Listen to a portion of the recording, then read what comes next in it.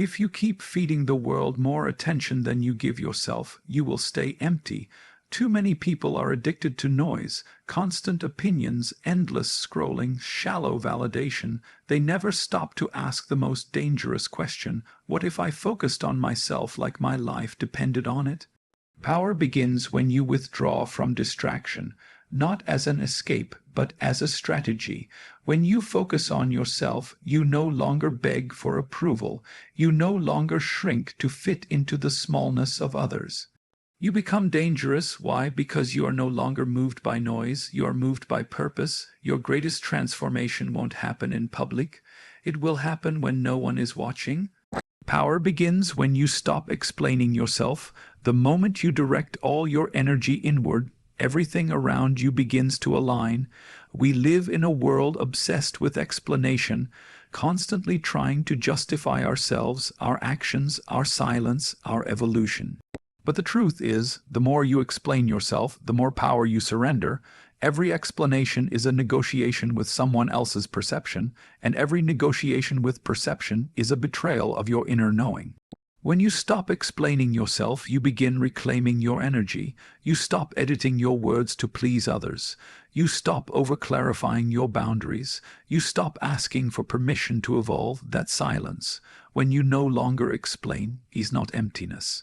It's presence, it's assertion, it's the raw signal that you are now operating from the inside out. Directing energy inward doesn't mean you disconnect from the world. It means you stop being owned by it. Most people leave their lives outward, chasing approval, applause, status, and validation, but none of that builds lasting power. Power is built in the unseen spaces, where no one claps, where no one understands, where no one waits for you.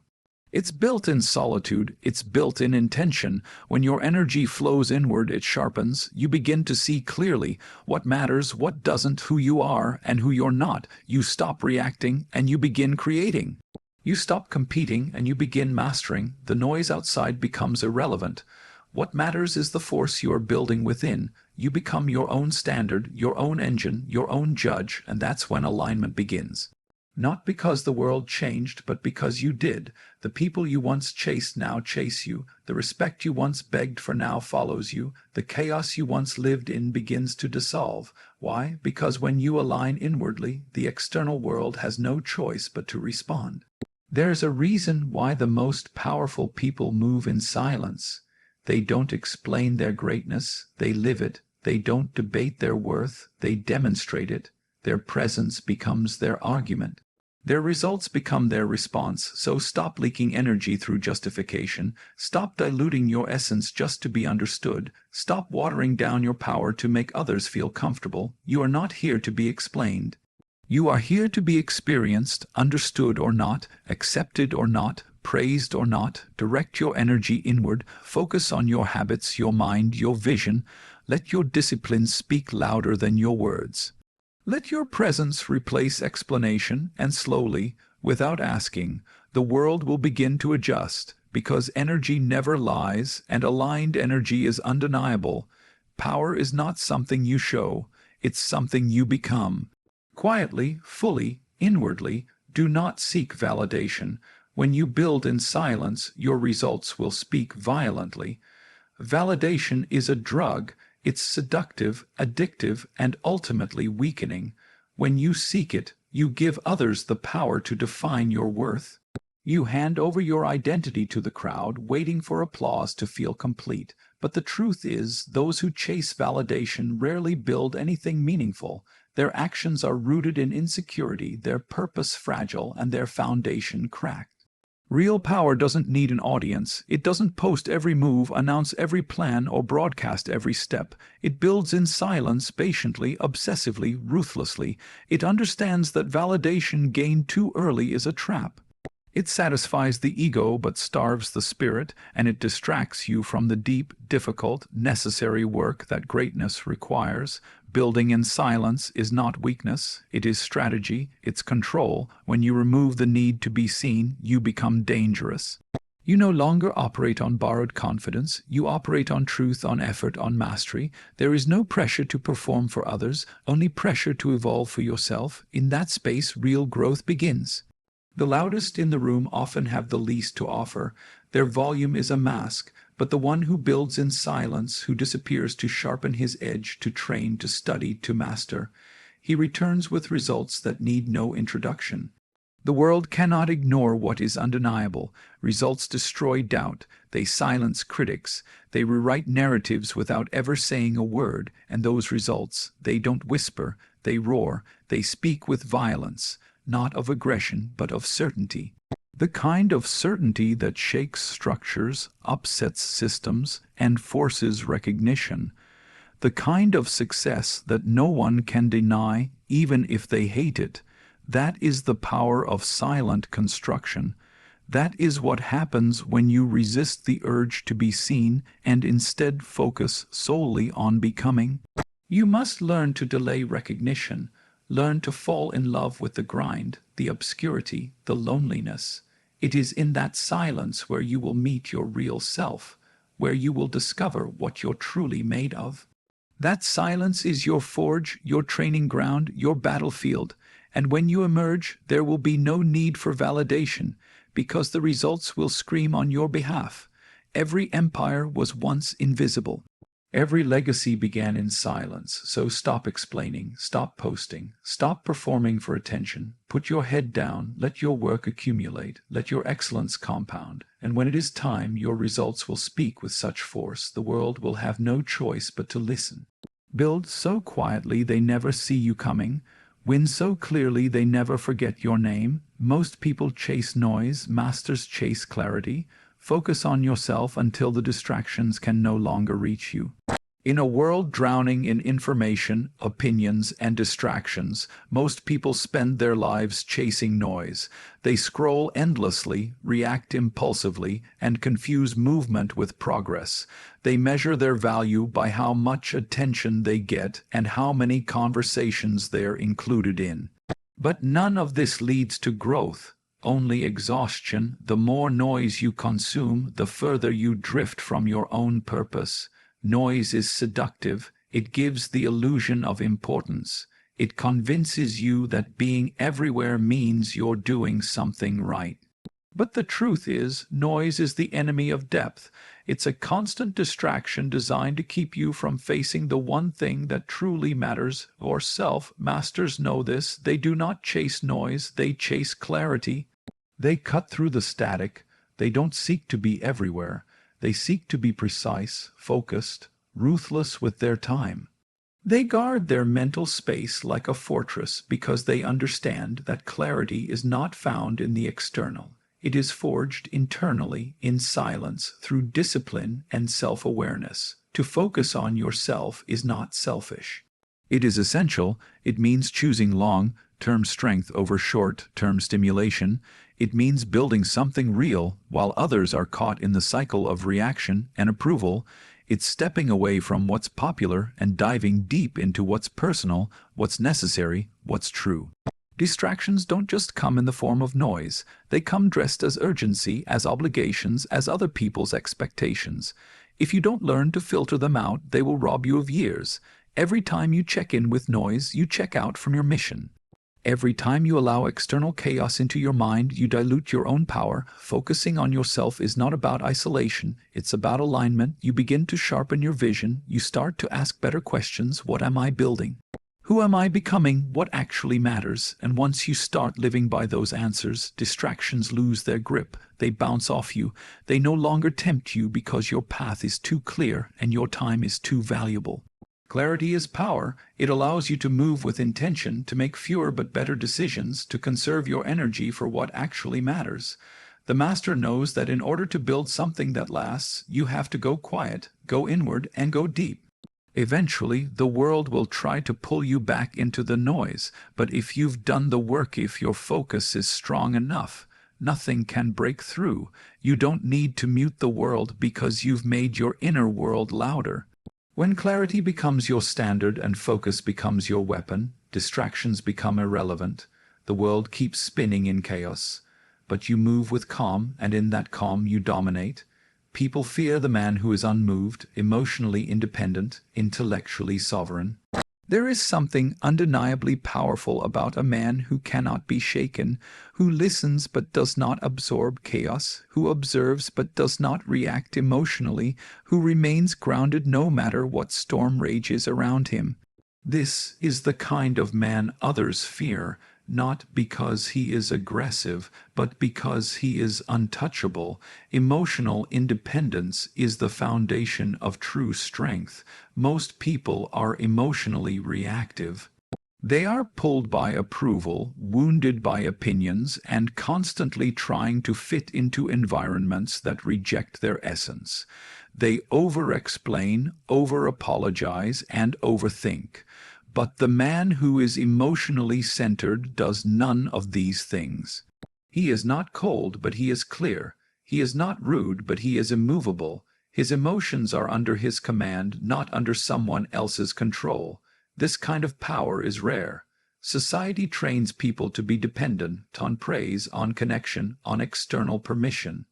But dependency is weakness dressed as comfort. The man who stands alone emotionally is not lacking connection.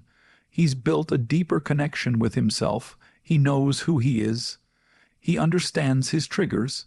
He owns his responses. He doesn't get pulled into petty battles because he values his energy too much.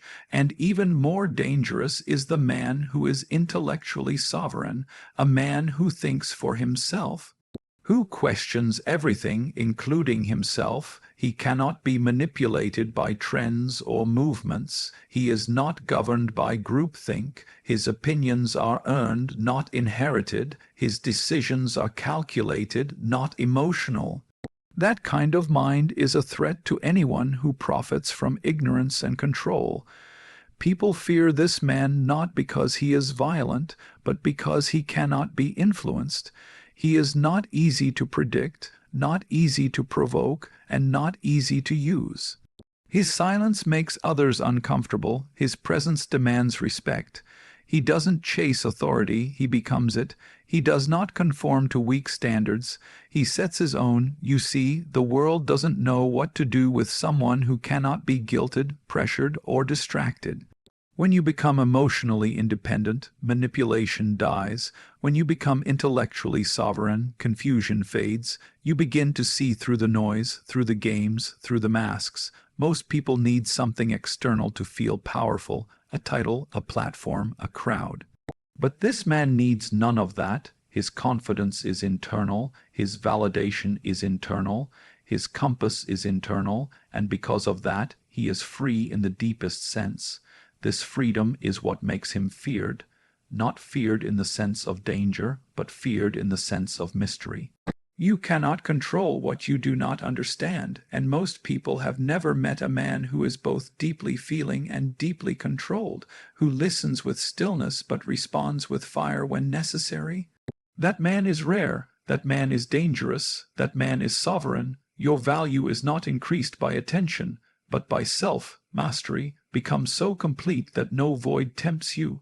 We live in a time where attention is mistaken for worth, where likes, followers, and views are considered evidence of value, but attention is a currency with no stability. It rises and falls with trends. It is given, not earned, and it disappears faster than it arrives.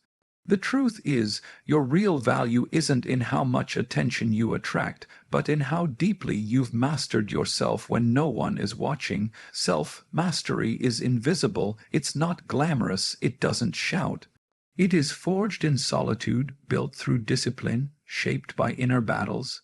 It comes from facing your fears, taming your impulses, and doing what's difficult even when there's no reward in sight. While others are consumed by how they are seen, the person committed to self-mastery is consumed by who they are becoming. This is where real strength is found, in the quiet consistency, in the relentless refinement, in the ability to command yourself.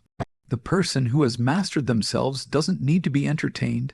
They don't seek escape. They are not at war with their own mind. Their focus is sharp. Their decisions are clean, their boundaries are firm.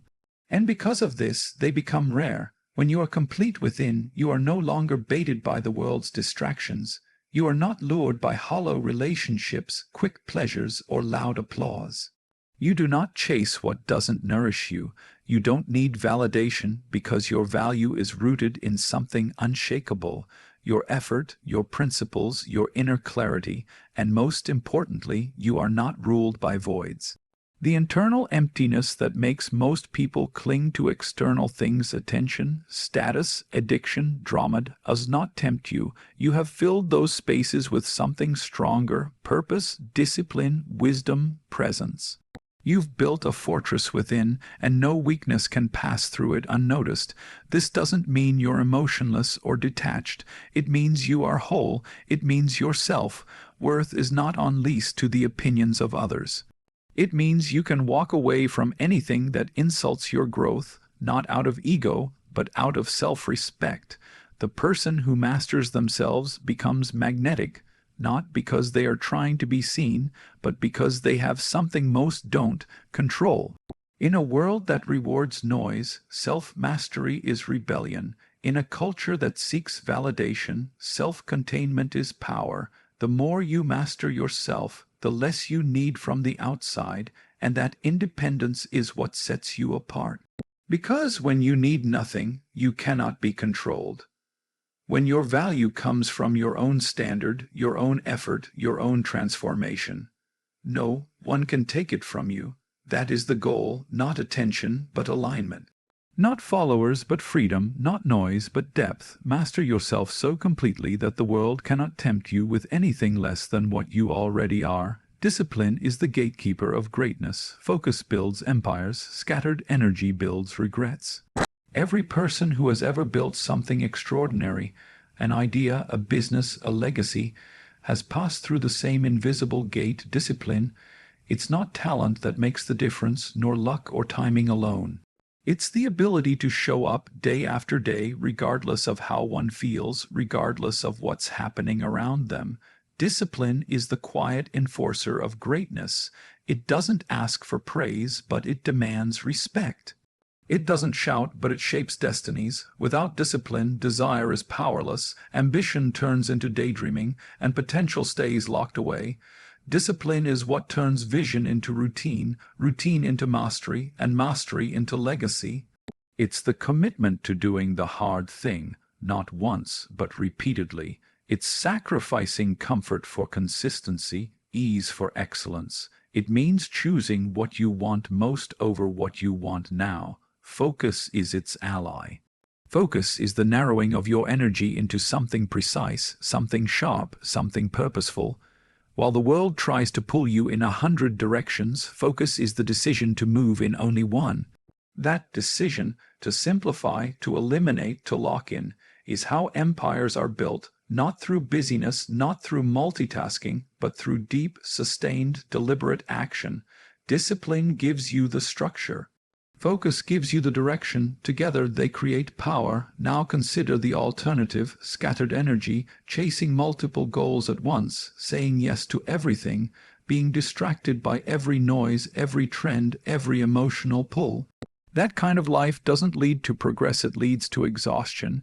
You feel busy, but nothing gets finished. You feel involved, but nothing is meaningful. You look back, and all you see are half-built dreams, unfulfilled plans, and time that slipped through your hands. That's where regret begins. Regret is not just about failure, it's about diffusion. It's the slow burn of realizing you could have gone further, could have built more, could have become more, if only you had been disciplined enough to focus. It's a pain that doesn't go away quickly because it isn't about what happened, it's about what never did. That's why discipline and focus are non-negotiable. They are not just traits of the successful, they are the foundation. Without them, greatness is a fantasy. With them, even the most impossible goals become inevitable. Every early morning, every ignored distraction, every sacrifice, it compounds. It adds weight to your presence, substance to your success. And the truth is, those who stay disciplined and focused long enough begin to separate. They begin to operate on a level that others can't reach, not because they're better, but because they've committed deeper. Their life becomes a reflection of structure, clarity, and will, not chance. So you must ask yourself daily, are your actions building something or scattering your power? Discipline and focus aren't easy, but nothing extraordinary ever is. The choice is yours, empire or regret.